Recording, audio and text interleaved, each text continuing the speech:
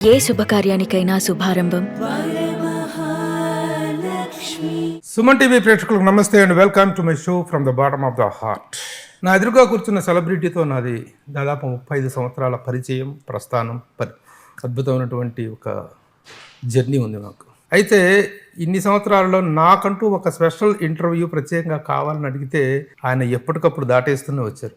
కానీ ఈరోజు ఆయన చలనచిత్ర జీవితం 50 సంవత్సరాలు పూర్తి చేసుకున్నటువంటి సందర్భంగా మాత్రం వచ్చిన అకేషను మమ్మల్ని ఇద్దరిని ఈ ఇంటర్వ్యూకి it has created a wonderful occasion ఉంటుంది. నా ఎదురుగా ఉన్న celebrities none other than Naresh garu, doctor Naresh. నమస్తే sir. Thank you Prabhu, thank you. ప్రభుకి ఎందుకు నేను ఇంటర్వ్యూ అంటే ఎప్పుడు మా ఇంట్లోనే ఉంటాడు, మా ఫ్యామిలీ మెంబర్ కాబట్టి బెస్ట్ అకేషన్లో ఇంటర్వ్యూ ఇవ్వాలని ఆపాను నేను, అంతే. మోర్ ఓవర్ ఇంకోటి ఏంటంటే అకేషన్ సందర్భం లేకుండా కూడా వద్దు ప్రభు, మనం ఒక మీరు చెప్తూ వచ్చారు త్వరలో మనం వీఆర్ గోయింగ్ టు మీట్ అని చెప్పి. So completion of 15 years is a wonderful occasion. అందులో మీకు 50 years కంప్లీట్ అయింది అనేటువంటిది పెద్ద, మీరే 50 లాగా ఉన్నారు, మీరు 50 years అకేషన్ పుట్టగానే హాస్పిటల్ నుంచి అలాగా షూటింగ్ వెళ్ళిపోయారంట. అంతేగా. అంటే ఫస్ట్ వచ్చేసి 1972 జూలై, అంతే, జూలై 21st 12 కాపురం. అబ్బా, డేట్తో సహా డిక్షనరీ లాగా. ఆ రోజుతో ప్రారంభమైనటువంటి కెరీర్, తర్వాత మధ్యలో చదువు, ఇదైన తర్వాత అంతే అంతే. అంటే జనరల్ గా నేను ఎప్పుడు ఏదంటానంటే ఏదన్నా పై నుంచి రావాలి ఆశీర్వాదం దేవుడి నుంచి, అదే పేరెంట్స్ కూడా దేవుళ్ళే. అయితే నాకు గమ్మత్తుగా ఏంటంటే 12 కాపురం ఇంకొక బాలనటుడు చేయాల్సిందే, ఆ రోజు సరిగ్గా చేయకపోతే లక్ష్మీ దీపక్ గారు వచ్చి ఈ అబ్బాయిని వేసేస్తే అయిపోద్దిగా విజయలక్ష్మి గారు అబ్బాయిని అంటే, నేను వెంటనే త్వరగా తీసేయండి, మా అమ్మ ఊళ్ళో లేదు, వచ్చే లోపల తీసేయండి, నన్ను రానివద్దు, మళ్ళీ షూటింగ్కి చెడతాడంటే నవ్వి మధ్యాహ్నం షూటింగ్ పెట్టేశారు. అది విజయలక్ష్మి గారి కాంబినేషన్ లేదు కదా దాంట్లో, తర్వాత జాయిన్ అవుతుంది. నన్ను అనుకోగానే నా భయం మా అమ్మ వెంటనే వద్దంటుందని, మా అమ్మ రేపు ఊళ్ళోంచి వచ్చేస్తుంది, త్వరగా నన్ను షూటింగ్ చేసేయండి అన్న. నా లైఫ్లో మర్చిపోలే. అంటే అంత భయం అమ్మ అంటే, అంత ఇష్టం సినిమా అంటే. అంటే చిన్నప్పటి నుంచి ఆ మేకప్ రూమ్, ఆ మేకప్ వాసన, రోజు తిరుపతి నుంచి గుళ్ళు, ఒక 6-7 బస్సులు ఆ రోజుల్లో. సో అదే లైఫ్ అలా స్టార్ట్ అయింది. కాబట్టి ఆ లైఫ్ మేమందరం అనుకోవటం, ఇప్పటిదాకా మీరు చెప్పింది ఒక న్యూస్, మదర్ ప్రోత్సాహంతోనే మీరు చేసి ఉంటారని అనుకున్నాం. అంటే అప్పట్లో మనం చదువులు చాలా అంతంత మాత్రమే ఎప్పుడు. సో ఆ భయమే ఎక్కువ ఉండేది అమ్మకి ఏంటంటే ఎప్పుడన్నా నేను డాక్టర్ కావాలని, మనకేమో నాకు ఊహ తెలిసినప్పటి నుంచి యాక్టర్ కావాలని, ఇంకంతే ఆ వాతావరణంలో పెరిగినప్పుడు. కాబట్టి 12 కాపురం అయితే సరే నవ్వుతూ తీసుకుంది. హీరో అవుతానన్నప్పుడు మాత్రం చాలా సీరియస్ అయింది. అప్పట్లో ఒక 5 మంది హీరోలు, రామారావు, నాగేశ్వర, కృష్ణ గారు, శోభన్ బాబు, కృష్ణరాజు గారు, కనీసం 4 ఏళ్ళు ఉండాలి, మంచి విగ్గి ఉండాలి, మంచి అది హీరో అంటే. అసలు 17 ఏళ్ళకి మీసాలు రాకుండా నువ్వే హీరో, అసలు నేను ఎవడు చూస్తాడు నీ మొహాన్ని అని చాలా హర్ట్ అయిపోయాను. అంటే ఆమెకు బాధ. అప్పట్లో ఇప్పటిలాగా మనం నెక్స్ట్ తరాన్ని తీసుకురావాలని భయం ఉండేది, ఎందుకంటే వాళ్ళే మొదటి తరం కాబట్టి వీళ్ళు తట్టుకోగలుగుతారు. అప్పట్లో ఇండస్ట్రీని తట్టుకోవడం అంటే ఎంత మన ఇండస్ట్రీ అప్పుడు అంతా, కాబట్టి ఆ భయంతో దూరంగా ఉండేది. కానీ నాకు డాక్టరేట్ వచ్చిన తర్వాత అమ్మ నేను డాక్టర్ని అయ్యాను, నువ్వు కోరుకున్నట్టు డాక్టరేట్ ఇచ్చాను అనమాట. అంటే ఆ కోరుకుంది మెడికల్ డాక్టర్ అవ్వాలని, నేను డాక్టర్ ఆఫ్ ఆర్ట్స్ అయ్యాను. అలాగా 12 కాపురం స్టార్ట్ అయింది. తర్వాత వచ్చిన తర్వాత ఏమన్నారు, షూటింగ్ లో ఎందుకు పెట్టారు అన్నారు. ఏదో స్కూల్లో అయిపోతాయంటే లక్ష్మీ దీపక్ గారు డైరెక్టర్ గారు ఉండి, ప్రభాకర్ రెడ్డి గారు ఆల్రెడీ కమిట్ చేయించేసాం ఆయన్ని, ఇంకేం తీస్తారు అతన్ని, ఉన్నాడు అన్నాడు. ఇంకా ఆయన ప్రభాకర్ రెడ్డి గారు అక్కడ ఆఫీస్ కూడా అక్కడే ఉండేది ఇంట్లోనే. ప్రభాకర్ రెడ్డి గారిని ఎందుకు ఇమిటేట్ చేశానంటే, నాకు లైఫ్ ఇచ్చిన వాళ్ళు ఫస్ట్ ప్రభాకర్ రెడ్డి గారు ఒకళ్ళని అనుకోవాలి, కాబట్టి చాలా ఇష్టం నేనంటే. అలాగే ప్రభాకర్ రెడ్డి గారి మాట ఇమిటేషన్ కూడా కరెక్ట్గా ఉంది, ఎందుకంటే ఆయన మాట అలాగే ఉంటుంది. అంటే ఆయన అసలు కోపం వచ్చినా, నవ్వు వచ్చినా, సంతోషమైనా అంతే టోన్లో ఇస్తాడు ఆయన. కాబట్టి అవతల వాళ్ళకి చాలా జాగ్రత్తగా దాన్ని బట్టి, అంటే చాలా గ్రేట్ పర్సనాలిటీ. నాకు వారితో పనిచేసే అదృష్టం ఉంది. విశ్వనాథ నాయకుడు సినిమా, కృష్ణ గారి ఫస్ట్ సినిమా, నేను అసిస్టెంట్ డైరెక్టర్. ఆ సినిమాలో ఆయన మహాసేనాని క్యారెక్టర్, మంత్రి క్యారెక్టర్. వీళ్ళందరూ కూడా ఇండస్ట్రీలో నటుడుగా మంచి పేరు సంపాదిస్తూ ఇండస్ట్రీకి సేవ చేసిన వాళ్ళు ఆయన దాసరి గారు, వీళ్ళిద్దరిని గుర్తుపెట్టుకోవాలి. దాసరి గారు, ప్రభాకర్ రెడ్డి గారు, ఇద్దరు ఎటు వచ్చినా కూడా అది చాలా ముఖ్యం నేను అనుకుంటా. మన పరిశ్రమను మనం కాపాడుకోవడం కూడా. సో ఇక ఆ తర్వాత స్టూడెంట్గా వెళ్ళిపోవటం ఎంతవరకు, ఆ చదువు ఎంతవరకు కొనసాగింది? స్టూడెంట్గా అంటే మనం చాలా కృషి చేసి సినిమాలో చేరాలనే ఒకే తాపత్రయంతో 10th ఫెయిల్ అయ్యాను, లేకపోతే పాస్ అయ్యేవాడిని. ఎవడన్నా అలా చేస్తాడా? కష్టపడి ఫెయిల్ అయ్యారు. కష్టపడి ఫెయిల్ అయ్యారు. ఎందుకంటే ఇంగ్లీష్లో 78, 80 వచ్చేది, హిస్టరీలో 70 వచ్చేది, లెక్కల్లో కొంచెం వీక్ కాదంటలా. మరీ 6 మార్కులు వచ్చేంత ఫెయిల్ అవ్వరుగా ఎవరైనా కూడా, కొంచెం మేధావి కొంచెం ఏదో ఉన్నవాళ్ళం. కాబట్టి ఎక్కడ నేను 10th పాస్ అయితే నన్ను డాక్టర్ చేస్తారో అని జాగ్రత్తగా పేపర్లో బ్లాంకులు పెట్టి ఫెయిల్ అయ్యి వచ్చిన నటుండైన గందర. అంటే ఫెయిల్ అయ్యి ఫస్ట్ టైం ఫెయిల్ అయితే మదర్ అమెరికాలో ఉంది, రాగానే అందరు పిల్లలు పాస్ పాస్ అంటాను, నేను ఒక్కడే అది ఎక్స్ప్రెషన్. సరే, 10 లక్షలు ఎక్కువ అవుతుంది డొనేషన్, ఇప్పుడన్నా పాస్ అవ్వని కసి కట్టి 3 ఏళ్ళు అసలు లాస్ట్లో 10th ఎగ్జామ్ లాస్ట్ ఎగ్జామ్ రాయడానికి కారులో వెళ్ళా, 16 ఏళ్ళ కారులో వెళ్ళి దిగాను. అంటే అలా చేసి చివరికి నేను ఇక ఈ జన్మలో లాస్ట్ సారి ఫెయిల్ అయినప్పుడు మాత్రం ఎక్కడున్నాడు వాడు అని అడిగింది. నేను చాలా అప్పుడే నటన అనేది మనకి అసలు బ్లడ్లో వచ్చింది కదా. 3rd ఫ్లోర్ మీదకి వెళ్ళాను, అంటే సూసైడ్ అటెంప్ట్ అని చెప్పడానికి. కిందకి వచ్చి చూసింది, బాబు వద్దు రా కిందకి అంటానేమో అనుకున్నా, దూకరా దూకు, అమ్మాయి దూకుతాం సైలెంట్ చూస్తే, దూకరా నువ్వు పుట్టి వేస్ట్, 10th పాస్ అవ్వలేదు నువ్వేం చేస్తావంటే ఇప్పుడు ఎలాగన్నా కదా. ఇప్పుడు రోషం దూకపోతే అది ఒక అవమానం, దూకితే పోతావు. చివరికి మా అవ్వగారు వచ్చి మొత్తుకుని, అమ్మ వద్దమ్మ వాడు చాలా రోషగాడు దూకేస్తాడు అంటే, కిందకి రా నాన్న అనింది. పిలిస్తే అమ్మది ఒక్కటే జీవితంలో పీకి ఇప్పుడు ఏమవుదాం అనుకుంటున్నాం అనింది. హీరో అవుదాం అనుకుంటున్నాను. అసలు నీ ఫేస్కి ఎవడన్నా హీరో ఇస్తాడా నీకు? ఆలోచించుడు, నీకు మీసాలే రాలేదు ఇంకా, నీకు నువ్వు బాగుపడవని. అప్పుడు సరే ఏదో కానీ అని డాన్స్ నేర్పించడం మొదలెట్టింది. డాన్సు తర్వాత కొంత వరప్రసాద్ వచ్చి యాక్టింగ్ స్కూల్స్ లేవు అప్పుడు. అలాగా బలవంతపు రంగ ప్రవేశం అనమాట. మరి ఇంట్రెస్ట్ ఉన్నప్పుడు దానికైనా ఇంట్రెస్ట్కి వెళ్ళాలి కదా మీరు. అది డాన్స్కి ఓకే, నేను పరిశ్రమలోకి బలవంతపు రంగ ప్రవేశం అన్నా. ఎట్లా? అంతే కదా, వద్దని కదా నేను కావాలని వద్దని. సో అలాగే ఇంకంటే ఇంకా డిసైడ్ అయ్యి సీతాకోకచిలుక చేయాల్సింది. అప్పట్లో భారతి రాజా గారు కార్తిక్ తమిళియన్ అతను తమిళ ఆర్టిస్ట్, అతను ప్రోత్సహించడంతో చాలా డిప్రెస్ అయితే లవ్ స్టోరీ రైట్స్ కృష్ణ గారు అప్పుడప్పుడు రాజేంద్ర కుమార్కి మాట్లాడి మా నరేష్ చేయాలనుకుంటే లవ్ స్టోరీ సూపర్ హిట్ అవుతాం రాజేంద్ర కుమార్ అబ్బాయి. ఆ రైట్స్ కొని మనం ప్రారంభించడం, జంజాల గారు అను నవతా కృష్ణరాజు గారు రావడం, మాకు అవకాశం అండి మేము నరేష్ని పరిచయం చేస్తా ఉన్నాం. చూడండి ఎట్లా తిరుగుతుందంటే సినిమా ప్రతి మెతుకు మీద మన పేరు రాసి పెట్టినట్టే ప్రతి ఫ్రేమ్ మీద కూడా మన పేరు రాసి పెట్టి ఉంటుంది. నాలుగు స్తంభాలాట మదర్ అంత పెద్ద డైరెక్టర్ అండి, ఆమె గొప్పతనం ఏంటంటే ఒక బయట డైరెక్టర్ వచ్చి అడిగినప్పుడు నేను ఆపుతానని సినిమా ఆపడం, నాలుగు స్తంభాలాట చేయడం, అదొక ఎక్స్పీరియన్స్ జంజాల గారితో. అలా నా బండికి 2 చక్రాలు జంజాల గారు, విజయనిర్మల గారు, హ్యాండిల్ బార్ కృష్ణ గారు, వీళ్ళు ముగ్గురు నడిపిస్తారు. సో 50 years ఆఫ్ కెరీర్ ఇలా చూస్తుండగా అలా 50 years జరిగిపోవటం అనేది ముఖ్యంగా హీరోగా ఎంటర్ అయిన తర్వాత మీకంటూ ఒక ఫస్ట్ 4 స్తంభాలట వరుసగా రాలేదు. అంటే అప్పట్లో విచిత్రమైన టైంలో వచ్చాను నేను. ఫిలిం ట్రాన్స్ఫర్మేషన్లో ఉంది, because you are film critic, I'm telling you. అప్పట్లో హీరోస్ అంటే అది చెప్పాను కదా, వీళ్ళు నలుగురు, అక్కడ ఎంజీఆర్ గారు, శివాజీ గణేశన్ గారు, రజనీకాంత్ గారు, కమలాసన్ గారు అప్పుడప్పుడే వస్తున్నారు. ఇంతే ఇండస్ట్రీ. అసలు సబ్జెక్టులు లేవు. సూపర్ హిట్ అని కొట్టగానే నా లైఫ్లో మర్చిపోలేదు నిర్మాతల యొక్క గొప్పతనం. ఆ రోజుల్లో ₹1 లేదు నవతా కృష్ణరాజు గారు ఫస్ట్. మదర్ అడగరా అంటే అడగను, మంచి సినిమా ఇచ్చారు అంటున్నా. సినిమా హిట్ అయిన మరుసటి రోజు వచ్చి నవతా కృష్ణరాజు ఇంట్లో కూర్చొని ₹10,000 కట్ట, అంటే ఈక్వల్ టు 10 lakhs. ఈ రోజుల్లో 10 lakhs తీసుకొచ్చి మీ అబ్బాయి మంచి నటుడు అవుతాడు అని ఆయన డబ్బులు ఇచ్చి, అంటే నిర్మాతలు అలా ఉండేవాళ్ళు. సరే అది అలా ఉండగా నేను వెంటనే ఒక 3,000 పెట్టి హెరాల్డ్ కార్ కొన్నాను. అప్పట్లో హెరాల్డ్ కార్ 3,000 నమ్ముతారా? 3,000 1900 పెట్టి సెకండ్ హ్యాండ్ ఏసీ కొన్నాను. కారు కొత్తదే, కారు కూడా సెకండ్ హ్యాండ్. అంటే అప్పుడు అంతే ఉండేవి, ఫస్ట్ హ్యాండ్ కార్స్ ఉండేవి కావు అంత. దాన్ని కొత్తగా చేయించుకుని ఒక 5,000 బ్యాంకులో పెట్టుకుని పార్టీంగ్ వాటికి. సినిమాలు రావు, సినిమాలు ఎందుకు రావు నాకు అర్థం కావట్లేదు. తర్వాత ఎవరో చెప్పారు అసలు మీకు సబ్జెక్టులు ఎక్కడ ఉన్నాయా మీ వయసుకి అన్నారు. అలాగా పెక్యులియర్ ట్రాన్స్ఫర్మేషన్ పీరియడ్.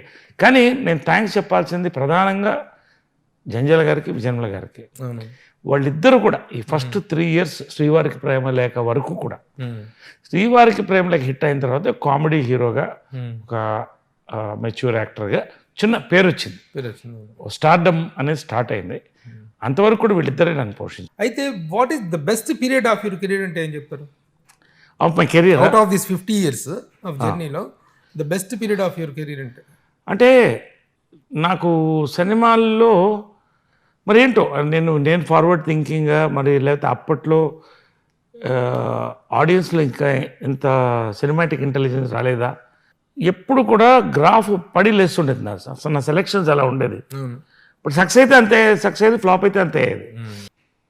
చాలా ఎక్స్పెరిమెంట్కి వెళ్ళి అదృష్టం, జయసుధా ప్రొడక్షన్, హలో డార్లింగ్, అద్భుతమైన సినిమాలు. కానీ అది జనాల్లోకి వెళ్ళలేదు. బహుశా నా ఏజ్ కావచ్చు, కానీ ఒక రకమైన డిప్రెషన్లో కూడా వెళ్ళాను నేను. అంటే నేను ఇంకా హీరోగా సరిపోనేమో, నా సినిమాలు ఆడలేదు.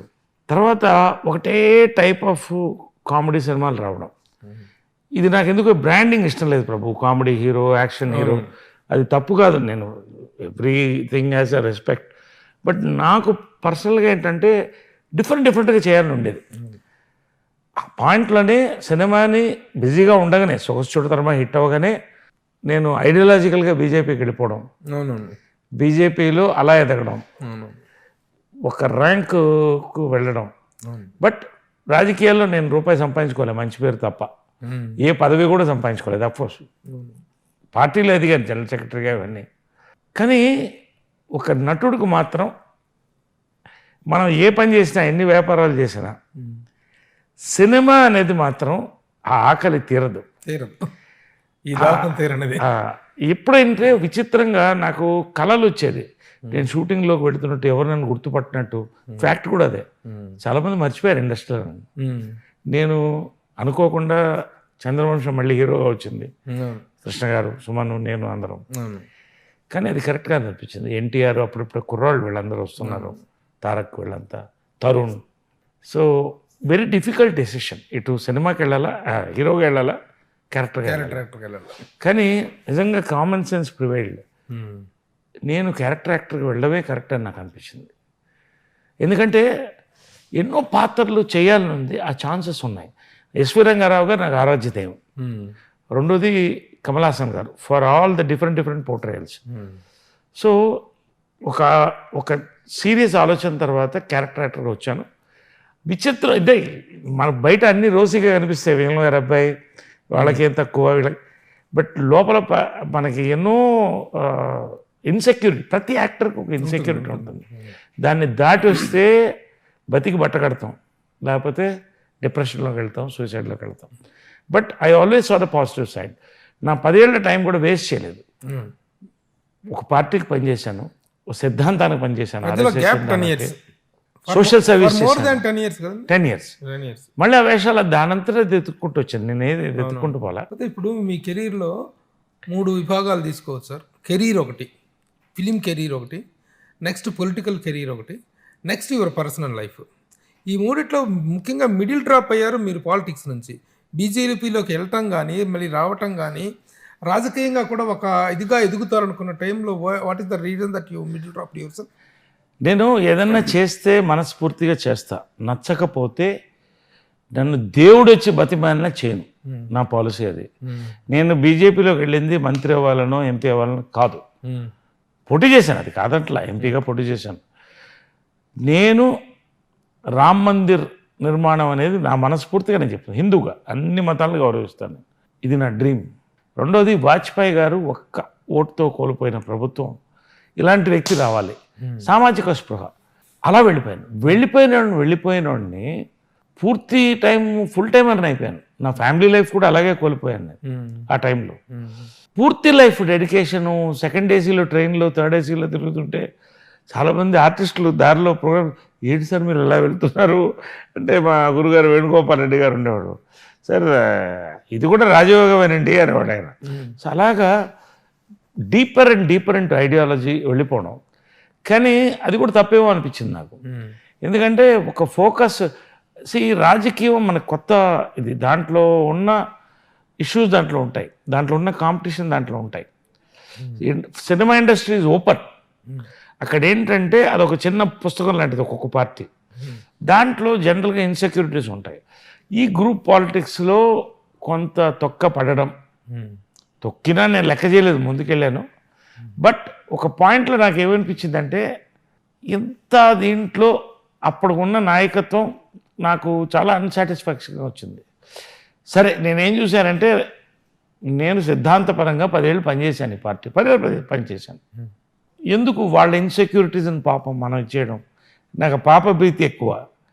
వద్దు, నేను ఒక పెద్ద నాయకుడు చెప్పేసి వచ్చాను, మీకు ఒకటే రాస్తా, ఒకటే రోడ్డు పాలిటిక్స్, నాకు 2 రోడ్లు, పాలిటిక్స్ సినిమా, నేను రానండి, గుడ్ బై అని చెప్పేసి వెళ్ళిపోయాను. అట్లీస్ట్ మీరు ఆశించిన పదవి రాలేకనా, మీరు ఆశించిన స్థాయి రాలేదంటే డ్రాప్ అయ్యారు? కాదు. మీ పదవి వీటన్నింటికంటే పక్కన పెడితే, ఫర్ ఎగ్జాంపుల్ అనుకోండి, అప్పట్లో ఈ ప్రత్యేక తెలంగాణ జరుగుతున్నప్పుడు నేను చాలా మటుకు సామాజికంగా వర్క్ చేస్తా. గంగా కావేరి అనుసంధానం, కృష్ణా గోదావరి అనుసంధానం 200 కిలోమీటర్లు పాదయాత్ర చేశా. నక్సల్ కిలో తెలంగాణ ఆంధ్రాని కాదు, మొత్తం అన్ని చోట్ల రావాలని. కానీ అప్పట్లో ప్రత్యేక తెలంగాణ ఉన్నప్పుడు గ్రేటర్ రాయలసీమ అన్న కాన్సెప్ట్ వచ్చింది, దాని మీద వర్క్ చేశాను. అసలు జిల్లాల విభజన ఏదైతే ఇప్పుడు జరుగుతుందో ఇవన్నీ కూడా అప్పుడే చేసి దానికి మూమెంట్ చేస్తే దాన్ని తొక్కేయడం జరిగింది. తర్వాత సరే మనం కంటెస్ట్ చేస్తున్నప్పుడు ఒక ఎక్కడ కాంపిటీషన్ లేని ఒక ప్లేస్కి వెళ్ళాలి, దూరంగా వెళ్ళాం, ఒక వెనకబడ్డ ప్రాంతాన్ని అడాప్ట్ చేసుకున్నాం, అక్కడ కూడా ప్రెషరు ఇవన్నీ వచ్చేటప్పటికి నాకేమనిపించింది అంటే, పొలిటికల్గా మనం కరెక్ట్ కాదేమో. No I feel I'm an ideological politician. ఇంత జరిగిన తర్వాత అందరితో టచ్లో ఉన్నాను, అందరూ టచ్లో ఉన్నారు బీజేపీలో నాతో, ఎవరితో శత్రుత్వం ఈ రోజున బీజేపీ అనేటువంటి దేశాన్ని 2 దశాబ్దాలుగా 2 టర్మ్స్ పాలించింది, 3వ టర్మ్ కూడా చాలా మంచి ప్రాస్పరస్ ఉంది. మరి ఈ రోజున మళ్ళీ is there any possibility that you can reenter in politics? నేను అదే దాన్ని చెప్పొచ్చాను. ఇప్పుడు ఏంటంటే, నేను మనస్సు ఒకసారి ఫిక్స్ అయిన తర్వాత పర్సనల్ అండ్ ప్రొఫెషనల్ లైఫ్లో నేను ఒక ప్రాంతానికి మంచి చేయాలని వెళ్ళాను. బీజేపీ లేకుండా లేకపోతే ఇంకో పార్టీ లేకుండా చేయగలను అనుకున్నాను. కళాకారులు ఎక్కి స్థాపించారు. మరి అక్కడే అదే అనంతపూర్లో 11,000 మంది కళాకారులకి గుర్తింపు కార్డులు ఇప్పించాను, 1,000 మంది ప్రభుత్వంతో ఇల్లు ఇప్పించాను. ఏ పార్టీ నాకేమనిపించింది, ఒక పార్టీలో ఉంటే తక్కువ అవుతుందేమో, మనం సపరేట్ చేస్తే 130 చెరువులు నిండడానికి ఐ టుక్ అప్ ప్రోగ్రామ్ జలవలయం, దాని మోడలే తర్వాత వెళ్ళింది. అది చీఫ్ సెక్రటరీ గారు కృష్ణారావు గారు ఐఏఎస్ ఆఫీసర్స్కి సెక్రటేరియట్ నుంచి నన్ను అప్పట్లో ఉమ్మడి ఆంధ్రప్రదేశ్లో వీడియో కాన్ఫరెన్స్ తీయించారు, మీరు ఎలా చేశారు ఇదని. సో నేను ఏమనుకున్నానో ఆ ప్రాంతానికి చేసేసాను, ఇంకా నాకు పార్టీ ఎందుకు. లాస్ట్ రామ్ మందిర్ నిర్మాణం అన్నారు, వెళ్ళా, ఇండస్ట్రీలో ఎవరేం చేశారో తెలియదు కానీ జై శ్రీరామ్ అని ఒక మంచి డొనేషన్ పెట్టాను అక్కడ. జై శ్రీరామ్ అన్న వచ్చేసా మొన్న అక్షంతలు నిర్మాణానికి. గుడ్ అమౌంట్, బిగ్ అమౌంట్ అనుకోండి, I don't want to mention it. చెప్పరా? నాకు అది దాన్ని పబ్లిసిటీ చేసుకోవడం ఇష్టం లేదు, బట్ ఎందుకంటే అది నా మనసులో ఉన్నది. కానీ మొన్న అయోధ్య నుంచి అక్షంతలు వచ్చాయంటే తీసుకొస్తున్నాను, విశ్వ హిందూ పరిషత్ వచ్చిన వాళ్ళు, నా కళ్ళల్లో బొటబొటబొట నీళ్ళు గారిపోయింది ఆ అక్షంతలు పట్టుకుంటే. ఆ ఇన్విటేషన్, అఫీషియల్ ఇన్విటేషన్, అది అలా ఫ్రేమ్ కట్టి పెట్టుకుంటా. వెళ్ళలేదు మరి మీరు? లేదు, నేనంటే అంటే అఫీషియల్ ఇన్విటేషన్ వచ్చింది, ఎప్పుడన్నా వెళ్ళొచ్చు, ఓపెనింగ్ కూడా వెళ్ళొచ్చు. కానీ నేనేమనుకున్నానంటే, ఇప్పుడున్న నేను బిజీలో, రెండోది అక్కడ ఉన్న రద్దీ, ప్రశాంతంగా ఒక రోజు పాటు అక్కడంతా ఉండి రావాలని ఉంది. ఖచ్చితంగా నాకు నచ్చిన వాళ్ళతో, మనందరం రాముడిని మెచ్చిన వాళ్ళతో అందరం కలిసి వెళతాం, ఓ 10 మంది వెళ్ళి ఒక రోజంతా అయోధ్యలో గడిపోద్దాం. ఓకే, ఇప్పుడు ఇంతకీ పాలిటిక్స్లో మీరు పర్మనెంట్ బ్రేకా, ఇది టెంపరీ బ్రేకా, దేర్ మే బి ఎనీ దీంట్లో సినిమాలో లాగా పాలిటిక్స్లో కూడా సెకండ్ నుంచి ఉంటుంది. అంటే నాకు ఇన్విటేషన్స్ వస్తున్నాయి పార్టీస్ నుంచి, నేను కాదంటలేదు, చాలా రోజులుగా వస్తున్నాయి. నేను దూరంగా ఉండాలనుకున్నా కొంతకాలం కాదు, చాలా కాలం. ఎందుకంటే ఏదైతే నేను దూరం చేసుకున్నాను నా సినిమా పరిశ్రమ నన్ను మళ్ళీ స్వాగతించి ఇవాళ నేను మళ్ళీ ఒక క్యారెక్టర్ ఆర్టిస్ట్గా, ఒక హీరోగా, ఒక లీడ్ రోల్గా ఇంత పీక్లో 50 years రావడం అనేది దాని మీద ఫోకస్ పెడితే అయింది. సో దీన్ని నేను వదులుకోదలుచుకోవాలి. చాలామంది డైరెక్ట్ చేస్తారా అని అడిగారు. వద్దండి, నేను ఐఎమ్ ఎంజాయింగ్ ప్రతి క్యారెక్టర్. ప్రభు లాంటి వాళ్ళు క్రిటిక్స్ చాలామంది మీరు చాలా ఈ పాత్ర బాగుంది అన్నప్పుడు ఎంత థ్రిల్ ఉంటుందంటే, ఇప్పుడు ఒక పార్టీలో ఉంటే ఆ జెండా పట్టుకుంటేనే జనం వెనకాల, ఇక్కడ నేనేమో ఎక్కడ వెళ్ళినా 100 మంది నా కోసం వస్తారు. నటుడుగా వచ్చిన గౌరవం అది. కాబట్టి అక్కినేని నాగేశ్వర్ లాంటి వాళ్ళు కూడా ఎక్కడ రాజకీయంలో లేకుండానే ఆయన అంత అభిమానం. శోభన్ బాబు గారు చాలామంది ఉన్నారు. కాబట్టి ఆ లైన్లో పోయి సినిమా ఒక నటుడుగా నేను ఈ సక్సెస్ని I want enjoy another 10 years 15 years what ever. నా ఆఖరి శ్వాస షూటింగ్లో పోవాలన్న ఆశ. ఓకే సార్, ఇక పర్సనల్ లైఫ్కి వచ్చినట్టయితే పర్సనల్గా కూడా మీది ఒక సెన్సేషనల్ లైఫ్. 3 పెళ్ళిళ్ళు చేసుకున్నారు. ఇప్పుడు పవిత్ర లోకేష్ గారితో ఉంటున్నారు మీరు. ఎందుకు, what is the reason that you ఇప్పుడు కెరీర్లో బ్రేక్లు వచ్చినాయి అంటే, కెరీర్లో innings, second innings, third innings start అయినాయి అంటే ఓకే. పర్సనల్ లైఫ్లో కూడా what is the reason that ఈ ఇన్నింగ్స్ ఎందుకు అంటే ఏం చెప్తారు? ఇప్పుడు నేను ఒకటి అడగనా, నేను ఒక్కడనేనా దాంట్లో ఉన్నాను ఆ కేటగిరీలో? ఓకే ఓకే కాకపోవచ్చు, బట్ అందులో మాత్రం పీక్ మాస్టర్ మీరే అన్నట్టుగా ఉంటుంది. లేదు, పీక్ నేను కాదు, సమౌజ్జీల్లో ఉన్నారు. కాబట్టి అంటే నేను ఎందుకంటే ప్రభు ఈ పెళ్ళిళ్ళు అనే డైనమిక్స్ ఒకటిగా ఎప్పుడు ఉండదు. ఇంతకుముందు మనకి కన్యాశుల్కం ఉండేది, వరకట్నం వచ్చింది, బహుభారితత్వం ఉండేది, తర్వాత ఏకపత్తివృత్తులుగా ఉండాలని ఒక రూల్ పెట్టిన తర్వాత ఇప్పుడు అసలు పెళ్ళిళ్ళు ఎందుకు, live in relationship are sanctified by the supreme court. So I respect all that. So ఈ డైనమిక్స్ మారుతూ వస్తాయి. ఇవాళ billions of people are even getting scare to get married. అసలు పెళ్లి చేసుకోవడానికి భయపడుతున్నాను కదా. నేను వీరుడిని అన్నానుగా, మళ్ళీ చేసుకున్నందుకు, ఇంకోసారి ప్రయత్నిస్తున్నందుకు నన్ను వీరుడినే నేను అనుకోవాలి. అంటే నేను ఎందుకంటే నన్ను కాదు ఎవరినైనా. అంటే ఎందుకు చెప్తానంటే ఇవాళ అసలు సొసైటీ మారిపోయింది. ఎవరు పెళ్లి చేసుకోదలుచుకోవాలి, లివ్ ఇన్ బాగుంటే చేద్దాం అలా అయిపోయింది. పెళ్ళిళ్ళు అనేది 2 పక్కల స్ట్రాంగ్ పార్టీస్ అయిపోయినాయి. వాళ్ళ చుట్టూ వాళ్ళ ఫ్రెండ్స్, వాళ్ళ సెల్ ఫోన్స్, వాళ్ళ. కాబట్టి మ్యారేజ్లు నిలబట్ల. ఇన్ని కోట్లు ఖర్చు పెట్టిన పెళ్ళిళ్ళు వెళ్ళిపోతున్నాయి. ఫైనల్గా ఒక పెళ్ళి ఇట్స్ నాట్ ఎ ఫన్. ఇవాళ మన యూట్యూబ్లో చూస్తే దాని మీద కమెంట్స్, జోక్స్ చాలా ఈజీ. బట్ నీకు తగులుతుంది అన్న ఎప్పుడో అని మేకర్ చెప్తూనే వాళ్ళు. కాబట్టి తగిలేటప్పుడు దానికి సఫర్ అయ్యేది ఒక్క మగాడే కాదు, ఒక ఆడదే కాదు, 2 పక్కల సఫర్ అవుతారు. సార్ ఇప్పుడు మీరు అయినటువంటి ఈ 3 డైవర్సుల్లో do you think that your justified side ఉన్నారు, జస్టిఫైడ్ నాన్ I can say justify myself అనే ఫీలింగ్ ఉందా? ఒకటి బేసిక్గా అంటే I don't want go deep into it. First marriage నాకు 19th year అయింది. జీవితం అంటే తెలియని వయసు. రెండోది there were health problems on the other side. వాళ్ళుగా విత్డ్రా చేసుకున్నారు. So second time it was a divorce from that side because నేను ఐడియాలజికల్గా బీజేపీలో వెళ్ళిపోయి సినిమాలు వదిలేసిన కారణంతో సో ఐఎమ్ వెరీ క్లియర్. మూడోది నేను ఐ డోంట్ వాంట్ ప్రభు కాబట్టి మాట్లాడుతున్నాను. నేను క్లియర్గా ఏం చెప్తున్నానంటే ఒక పెళ్లి చేసుకున్నప్పుడు చాలా ఒక డ్రీమ్స్తో చేసుకుంటాం. ఏదో పెళ్ళి చేసుకున్నా ఈజీ కాదు కదా, డైవోర్స్లు అంతే కష్టం మళ్ళీ. బట్ కంపాషబిలిటీ లేనప్పుడు నేను వాళ్ళు తప్పు నేను తప్పు ఇవి చెప్పదలుచుకోవాలి. Nobody can justify. I don't want to blame anybody.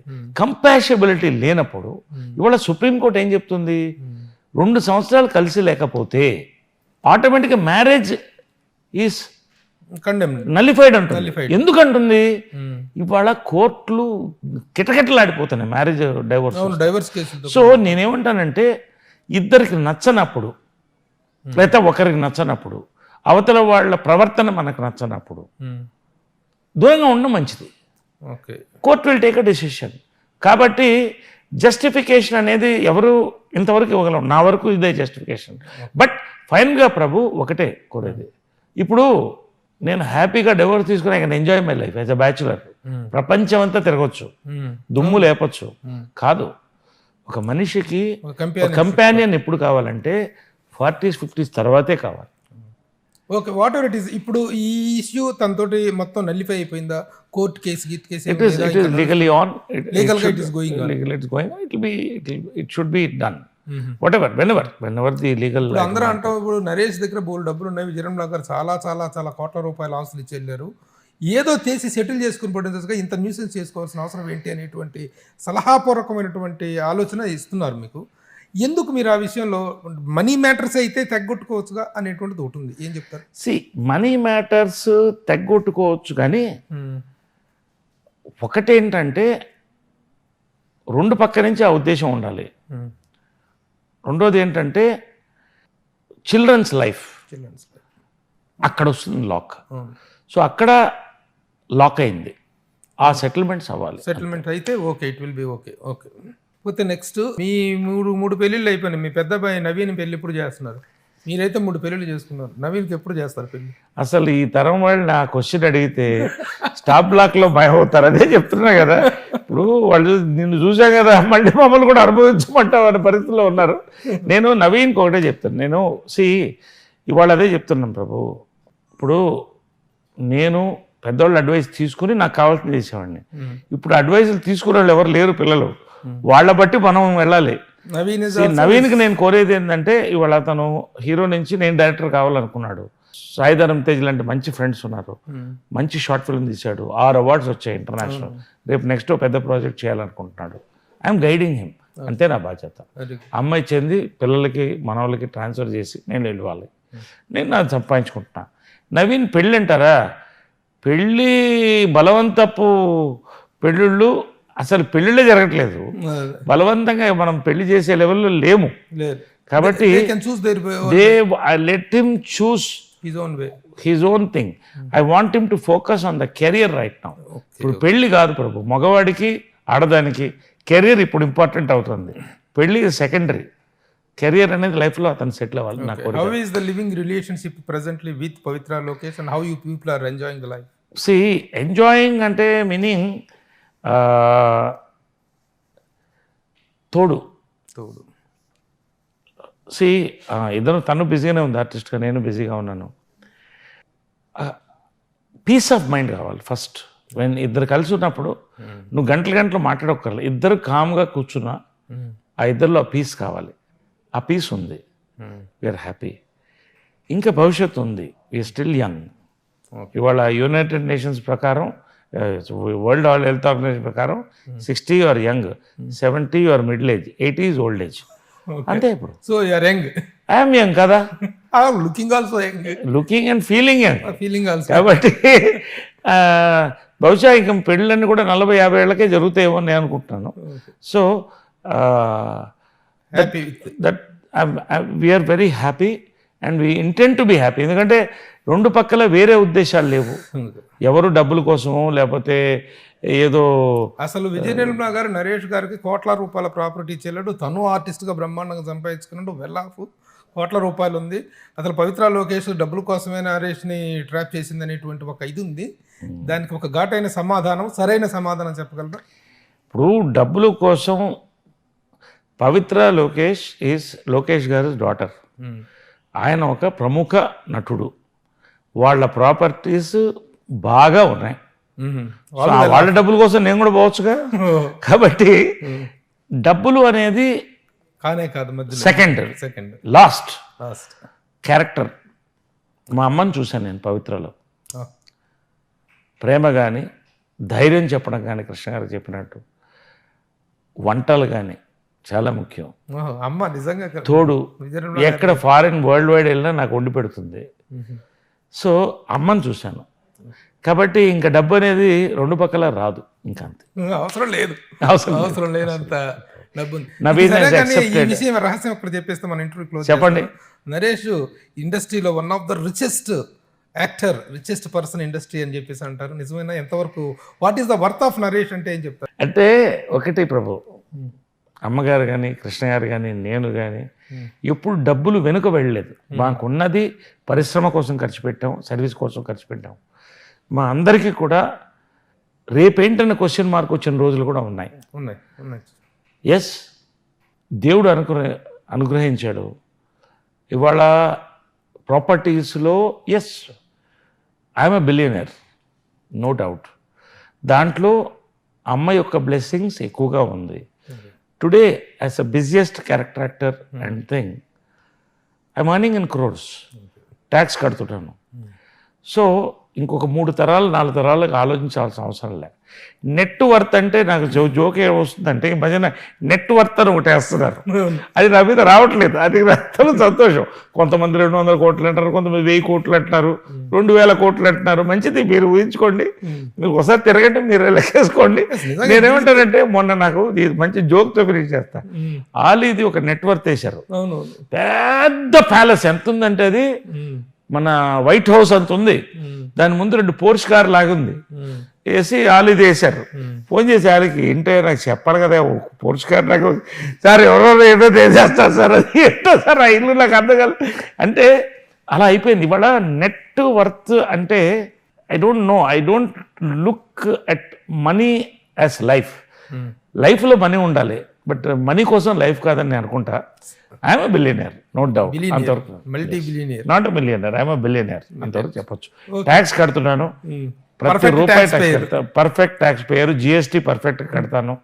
I'm very happy. అది నేనేం చేసుకుంటాను. ఇప్పుడు నేనేమంటాను ప్రభు, ఫైనల్గా ఆ రోజులు ఏమనేవాడు అంటే 1,00,000 రూపాయలు ఉంటే లైఫ్ అయిపోయేది, 1 కోటి రూపాయలు ఉంటే లైఫ్ సెటిల్డ్.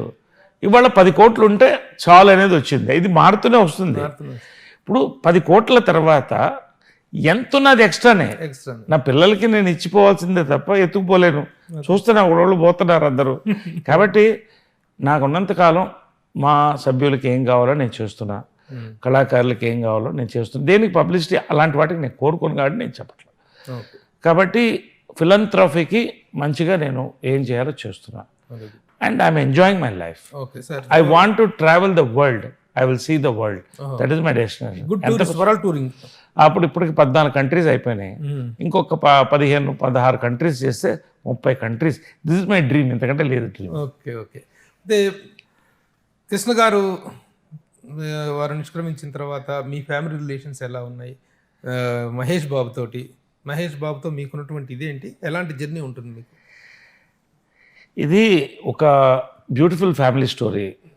2 ఫ్యామిలీలు కలిసాయి, వాళ్ళు కలిపారు. వాళ్ళు మంచివాళ్ళు. ఆ మంచితనాన్ని అందరికి ఇచ్చారు, పంచారు. అందరినీ కలిపి వాళ్ళు తీసుకెళ్లారు. ఇంద్రాంటి గారు చనిపోయినప్పుడు 11వ రోజు ఫంక్షన్ అవుతుంటే నేను ఎక్కడో ఫంక్షన్ చూస్తాను, లేట్ అయిపోయింది ట్రాఫిక్లో. కృష్ణ గారు భోజనం చేయలేదు, వెయిట్ చేస్తున్నారని మా సిస్టర్స్ ఫోన్ చేశారు అండ్ డాటర్స్. నా కళ్ళలో గిర్ర నీళ్ళు తిరిగింది. నాన్నగారు వెయిట్ చేస్తున్నారు, ఇంకా మీకోసం రాలేదు. అసలు రక్త సంబంధాల్లోనే కొట్టుకు చచ్చిపోయేవాళ్ళు ఈ రోజున ఆస్తుల కోసం. వాళ్ళు నీట్గా ఎవరికి ఏం చేయాలో వాళ్ళు చేశారు. రెండోది, వాళ్ళు డబ్బులు ఇవ్వలే కాదు, కెరియర్స్ ఇచ్చారు. ఎవరి కెరియర్స్ వాళ్ళకు ఉన్నాయి. ఒకరికొకరు తోడుగా ఎప్పుడూ ఉంటాం. మేమందరం ఒక ఫ్యామిలీ అలా చెప్పలేరు. లాస్ట్ రోజు దాకా అలాగే ఉన్నాం. తర్వాత కూడా మరింత బలపడ్డాం. ఒక ఫ్యామిలీగా వీఆర్ ట్రావెలింగ్ టుగెదర్. చాలా డీప్ బాండింగ్ ఉంది. నేను చెప్తున్నా, ఒక బ్రదర్గా నేను వాళ్ళ మీద ఈగా వాళ్తే నేను వదిలిపెట్టను. మహేష్ బాబు గారు మీ కాంబినేషన్లో సినిమాలు, ఇప్పుడు మీరు క్యారెక్టర్గా టర్న్ అయ్యారు, తను హీరోగా ఒక రైజింగ్లో ఉన్నారు. అలాగే మీ కృష్ణ గారి పద్మాలయ కాంపౌండ్ అంతా బిజీగా ఉంది. మీరు ఆ సినిమాల్లో ఎక్కువగా చేయట్లేదు, బయట సినిమాలు చేస్తున్నారు. ఇప్పుడు ఒకటి చెప్పనా, మహేష్ బ్రహ్మోత్సవం కలిసి చేశాం కదా. ఇన్ఫ్యాక్ట్ నేను చేయాల్సిన క్యారెక్టర్ కాదు అది. అది మహేష్ ఉన్నాడని నన్ను అడిగారని చేశాను నేను, అంతే. లేకపోతే నేను చేయాల్సిన క్యారెక్టర్ కాదు. Just to do 1 film together. Mahesh సంవత్సరానికి 2 సంవత్సరాలకు సినిమా చేస్తారు. ఆ మహేష్ తర్వాత కాస్టింగ్లో ఎక్కువ ఇన్వాల్వ్ అవ్వడు. ఆయన సినిమా, ఆయన ఫోకస్ అంతవరకు ఆయన చూస్తాడు. Directors will decide. క్యారెక్టర్ కుదరాలి. ఇప్పుడు నాకు చెప్పినా కూడా నేను చాలా సినిమాలు వదిలేశాను. అవును. ఒక స్థాయి హీరోలది కూడా. అంటే చేయకూడదని కాదు, నా క్యారెక్టర్ నాకు నచ్చాలి కదా, నేను ఆ స్టేజ్లో ఉన్నాను ఇవాళ. సో మేము ఎప్పటికప్పుడు కలుసుకుంటూనే ఉన్నాం. మొన్న కూడా కలుసుకున్నాం కృష్ణ గారు 1 year దానికి, కానప్పుడు కూడా కలుసుకుంటుంటాం. We share our good emotions and happiness and sadness. So ఆ బాండింగ్ ఎప్పుడు ఉంటుంది, దట్ ఈస్ ఇంపార్టెంట్. కానీ ఇవాళ అన్ని సినిమాల్లో నేను చేసే పరిస్థితులు కూడా నేను లేను కదా. అవునవును, ఒక కాంబినేషన్ వస్తుంది. Anyhow wonderful journey of 50 years sir. Really మీతో నాకున్న వ్యక్తిగత అనుబంధం దృష్ట్యా కావచ్చు, ఇండస్ట్రీలో మీకున్న స్టేచర్ దృష్ట్యా కావచ్చు, feeling this occasion as a very prestigious to share the screen with you, interview with you. Thank you Prabhu. ప్రభుతో ఇంటర్వ్యూ చేయాలని ప్రతిసారి సుమన్ టీవీలో చూస్తుంటాను నేను. చేయాలని ఉంటుంది, ఉరుతుంటుంది, నోరు ఉరుతుంటుంది మాట్లాడాలని. కానీ ఒక మంచి అకేషన్, నేను అదే చెప్పాను, ఒక మంచి అకేషన్లో చేద్దాం.